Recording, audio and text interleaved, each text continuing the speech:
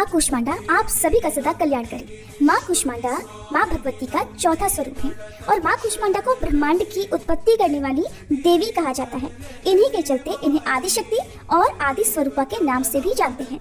हिंदू धार्मिक शास्त्रों में ये भी कहा जाता है कि माँ कूष्मांडा का विधि विधान से पूजन करने पर अनेक प्रकार के रोग दूर हो जाते हैं। और आज शारदीय नवरात्रि के चौथे दिन हम उन्हीं माँ कूष्मांडा की पूजा कर रहे हैं। लेकिन इस बार तिथियों के भेद और पंचांग भेद के कारण जो माँ कूष्मांडा की पूजा है या माँ चंद्रघंटा की पूजा है उसको करने को लेकर लोगों के मन में बहुत ज्यादा असमंजस बना हुआ है। तो आपको बता दें, हिंदी पंचांग के अनुसार इस बार चतुर्थी तिथि 25 सितंबर गुरुवार को सूर्योदय के बाद यानी सुबह 7:07 से शुरू होगी, जिसका समापन होगा 26 सितंबर शुक्रवार को सुबह 9:33 पर।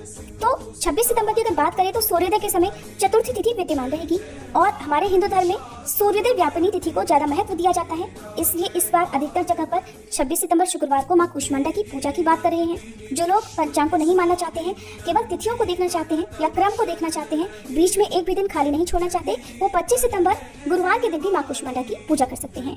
अगर आपको आज एक दिन पहले ये वीडियो मिल गई है तो अपने आसपास के मंदिर में एक बार पुजारी जी से जरूर पता कर लें कि आपके क्षेत्र विशेष में किस दिन माँ कूष्मांडा की पूजा अधिक लोग कर रहे हैं, फिर आप भी वैसा ही करें। अक्सर लोग जिस दिन तिथि लग जाती है या फिर जिस दिन जिस क्रम से पूजा की जाती है उसी क्रम में पूजा करना चाहते हैं, चाहे वो एकादशी का व्रत हो या फिर नवरात्रि का। तो हम आपको इस वीडियो में दोनों ही दिन के शुभ मुहूर्तों के बारे में बता देते हैं। तो पहले जान लेते हैं 25 सितंबर दिन गुरुवार के मुहूर्तों के बारे में। 25 सितंबर गुरुवार को ब्रह्म मुहूर्त का समय रहेगा सुबह 4:44 से 5:32 तक। इस दिन सूर्योदय होगा सुबह 6:20 पर और सूर्यास्त होगा शाम 6:16 पर। आज स्वाति और विशाखा नक्षत्र का शुभ योग बन रहा है। स्वाति नक्षत्र शाम 7:09 तक और उसके बाद में विशाखा नक्षत्र प्रारंभ हो जाएगा। और आज जो योग बन रहे हैं जिसमें वैधृति योग रात 9:54 तक रहेगा, बाद में विषुकुंभ योग प्रारंभ हो जाएगा। ये दोनों ही योग शुभ नहीं माने जाते हैं। तो अगर आज आप कोई शुभ काम करने के बारे में सोच रहे हैं तो हो सके तो अवॉइड कीजिएगा, कोई भी शुभ या नया काम आज के दिन करने से बचिएगा। साथ ही साथ आज भद्रा भी लग रही है। हालांकि भद्रा का वास पाताल लोक में रहेगा और पृथ्वी लोक पर यह भद्रा अशुभ नहीं मानी जाएगी। भद्रा आज रात 8:18 से शुरू होगी और भद्रा काल की समाप्ति अगले दिन सुबह 6:11 पर होगी। इसके अलावा राहु काल दोपहर 1:30 बजे से 3 बजे तक रहेगा। आज आप माँ कूष्मांडा की पूजा, जो कि प्रातःकाल पूजा मुहूर्त रहेगा, सुबह 4:36 से लेकर 6:11 के बीच में कर सकते हैं। इसके अलावा शाम की पूजा आप शाम 6:14 से 7:26 के बीच में कर सकते हैं। आगे इस वीडियो में आपको ये भी बताएंगे कि यूपी में एक जगह ऐसी भी है जहां पर माँ कूष्मांडा देवी पिंडी के रूप में विराजित हैं और जहां पर जाकर दर्शन करने से ऐसी मान्यता है, भक्तों का ऐसा विश्वास है कि अगर वहां पर जाया जाए तो नेत्र संबंधी जो भी रोग दोष होते हैं वो बहुत जल्दी ठीक हो जाते हैं।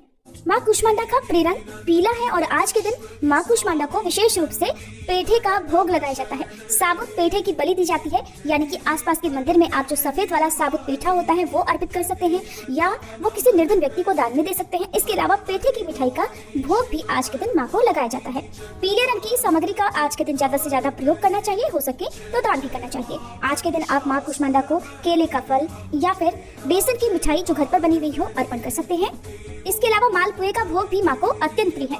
भोग आप चाहे कुछ भी लगाएं, साथ में पान का पेड़ा माँ को जरूर अर्पित करें। प्रत्येक दिन माँ को पान, सुपारी, लौंग, इलायची और बताशे का भोग लगाना ना भूलें। माँ के विशेष पूजन मंत्र है ओम देवी कूष्मांडाय नमः। प्रार्थना मंत्र सुरा संपूर्ण कलशम रुधिराप्लुतमेव च दधानाम हस्त पद्माभ्याम कूष्मांडा शुभदास्तु मे, कूष्मांडा शुभदास्तु मे।